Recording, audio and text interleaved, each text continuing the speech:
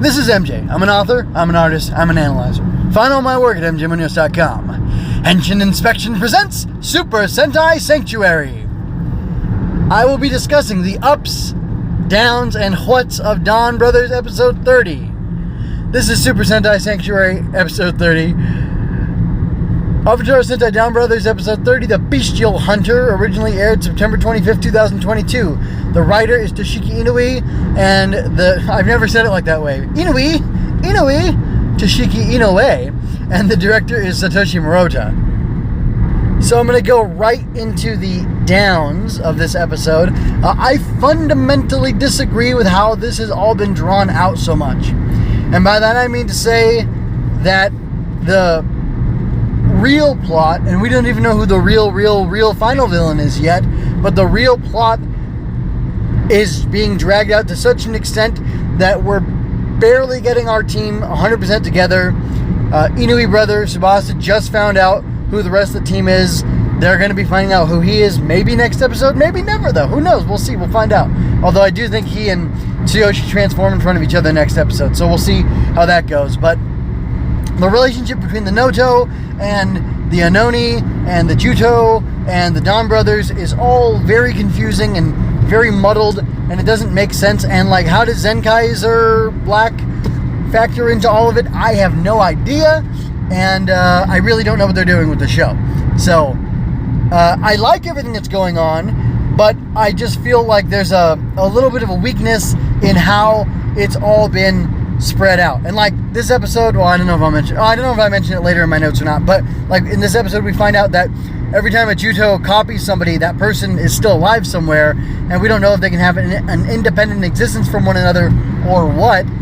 But I don't know, there's something to that. And I don't know what that is, and it's frustrating that we just found that out. Sort of. I mean, I was expecting to find out something like that at some point, that they're doubles or twins or something, but yeah, it's incredible how long it's taken to get to this point, and I think I dislike that a little bit, even though I've loved the ride that is Donbrothers all the way through. Next, why you gotta make cats evil, Inoue, huh? I want to know. I think the penguin bestials should be the worst of the worst of the worst, sir. I like cats, so anyway. Last thing of my downs is Jiro had no real presence in this episode. I like the guy who plays Jiro. I like him all right. He does, he does good work playing both of his characters. And let me be clear, there's nothing wrong with Don Torable. Sorry. I don't know why I just went into an Obama impression, but I did. It was on the tip of my tongue, so I went for it. Anyway, yeah, I like him, and it was weird that he wasn't in this, and I feel like it's a demerit. There was a lot going on, but again, please, sir, Mr. Inoue, sir, may I have some more, and may I please have some more spread out, not all jam-packed into a single episode. I like dense episodes, but it's one thing to have a few dense episodes here and there. Well, it's one thing to have dense episodes, and it's one thing to have like 3 episodes that have the density of a black hole, and the rest of them, it's all very disparate and spread out besides that. That doesn't make any sense. Anyway, moving on to the ups. Haruka's aunt fighting off the Anoni at the beginning of the episode was cool. There was a moment where you saw her switch from surprise to ready to rumble, and it was excellent. The actress, just that face that she had, because you could tell she was scared, she's being overpowered, and all of a sudden the switch flipped and she was ready to rock and roll, and she really did a number on those guys. That was great. And the only way they took her out was while she was handcuffing one of the guys. Someone came up and chlorophyled her from behind. Or chloroformed. She's not a plant. Although maybe she is. Next they're gonna introduce the plantules to this Donbrothers world. Anyway, moving on. Aunt Yuriko was hilarious, enjoying being kidnapped by her handsome hoodlums, and I really dug that. It reminded me of the phrase, you are your father, or you are your mother's daughter, or like mother like daughter, however that goes. And because when Haruka was kidnapped originally, early on, both times Haruka was kidnapped or like stuck with a criminal or somebody dangerous or whatever, she thought like, oh, is he into me? Like, no, he shouldn't be. That would be bad. I'm much too young and innocent. I can't be attracting this kind of negative character, and her aunt being an older woman and she's fully established in her personhood, she's like, yeah, I dig it that these guys are, good looking, and they've taken me in and they're feeding me all sorts of good food, and I really like that. There's something very, I don't want to say masculine about her and Haruka, but like a very raw, like open, like countertypical or atypical feminine aspect to them that I really enjoy in some characters, and they've got it in spades. And it's also making me think of Arima and From His and Her Circumstances, Kari Kano. The lady's name is Yukino Mizawa? Is that her name? Yeah, I think it's Yukino Mizawa. Anyway, Yukino, I'm pretty sure is her name. Yeah, because she's named after snow, and her sisters are Autumn and something else. Autumn and, spring? Anyway, Autumn and Summer? I'm not sure. I can't remember, but they're all named after nature and seasons and whatnot. Sorry, I just watched that show again recently. Good show. Karakana, check it out. It's on Amazon Prime, actually. I think you have to buy it, but still, it's there. You can watch it. I don't know where else to get it. ADV's gone.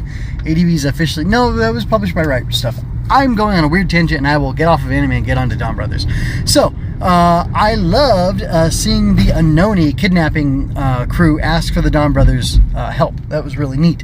I love seeing the Cerebral Knights ask for Donbrothers' help. I think that's very interesting, and I'll expand on that a little bit later. The complexity of the Beastials is intriguing, though we have just a hint of what it is. And I think by that note, I'm talking about how the Beastials, only one faction of them, there's Penguin, Crane, and Cat, for some strange reason, which maybe I'll touch on later. And the cats are the evil ones, of course, because, cats are bad, according to everybody, but whatever. Even C.S. Lewis made an evil cat character in one of the Narnia books, and I was very upset about that. Anyway. Although, never mind.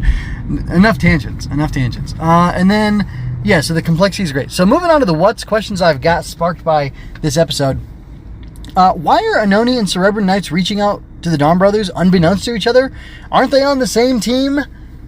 That's one of the things I don't get about the show, is the relationships are so complex and like interwoven and overlapping that some things just don't make any sense. And it's like totally illogical why one, you would make it this complicated, and two, like, what are you gaining out of having it be this complicated, and three, how are you going to make sense of it all in a succinct manner? I just don't know.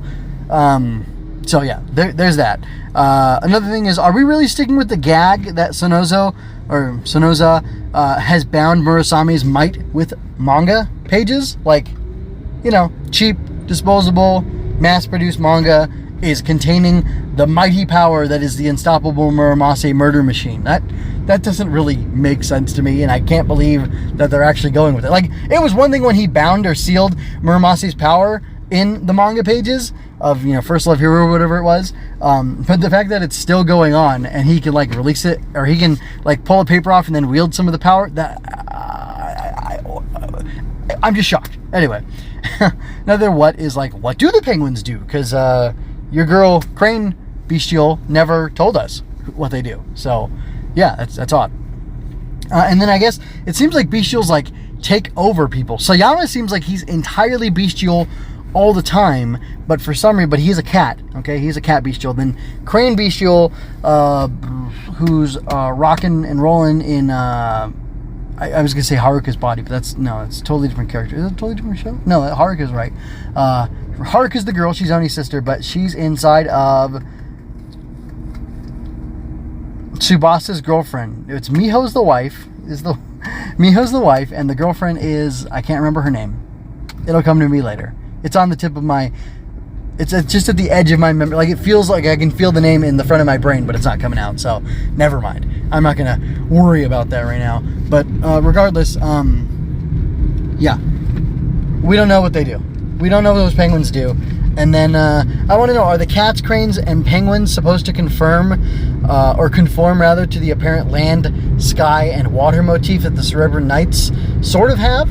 Do you remember that, quote-unquote, the council, whoever that was? Is that the two guys in masks, or is there a bigger council? I assumed it would be made of at least 3 people, whatever. But do you remember the Cerebral Council spoke to the 3 Cerebral Knights through a dog, a pigeon, and a fish? Yes, that happened. That's wild. So I will group I will group them real quick and share it with you. Land would be dog and cat. Sky would be pigeon and crane. Water would be fish and penguin. Is that the pattern, or am I reading this wrong? I don't know. You tell me. All right, so I'm going to give this episode an 8 out of 10 because I thought it was that good. I was thoroughly entertained by this episode despite how sideways it was. The Hitsutsuki plot was vapor. The Anoni and Cerebrin disconnect doesn't make sense. The Beastial party, or part of the story, has been too long in coming. Haruka and Yuriko are comedy gold, though, and the flawed human story of the Dawn Clan and the nuanced reality of the Beastials is fascinating. A faction of them are bad, just like us humans. No group is a monolith. I love that idea. The truth it reveals and the wild, wacky ways it is being shown in this wild show. So that's why Donbros is getting high marks for me, because there's a lot of good there. There's some crazy. There's some things that I don't get, but there's so much good there that I can't help but love it. So anyway, that's pretty much all I wanted to say. That's pretty much all I had to say about the episode. I am a contributor over at Superhero Time, or superherotie.me, which you can check out. I'll try to remember to put a link in this episode, in the show notes. But yeah, you can check that out. There's me and other people putting together reviews of episodes as they come out weekly. I've got a Futopia episode 9 text review that'll be there as well. These are text reviews, so they're pretty distinct. I'd say they're fairly distinct from the podcast, and you can check it out there. But you can find my stuff there, and you can find them doing other things like talking about cosplayers and doing polls and top 10 lists and all sorts of things. It's supposed to be a very fun tokusatsu community thing where fans can come together with contributors on the site and I don't know, and make a show of it or something. I'm not quite sure how to say it, but it should be a lot of fun. I think it's going to be interesting. At least working in the background working in the background with the crew has been interesting so far, and it's actually been kind of fun. I've been a quiet member of the group because I have a little bit less availability than the others, but it's still been interesting and fun, so stick that in your pipe and smoke it. Anyway, check out mjmanews.com for all my other stuff this week. I'm going to have, like I said, a Futopia analysis up, as well as an analysis that's Futopia episode 9. And then the other thing is going to be, this is Donbrothers, so it'll be, Kamen Rider Geats episode 4. That'll be up later this week, so you can check that out. And anyway, that's it for now. This is MJ signing out. I leave you with peace and blessings. I hope you enjoyed that. If you did, you can find more at mjmanews.com, as well as my entire library of analysis, art, and fiction.